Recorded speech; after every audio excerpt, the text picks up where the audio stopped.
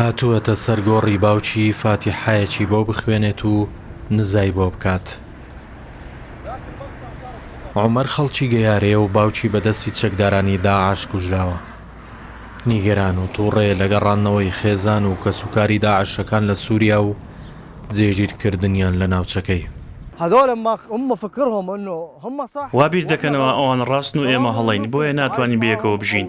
گەیارە شەهید و قوربانی زۆری داوە.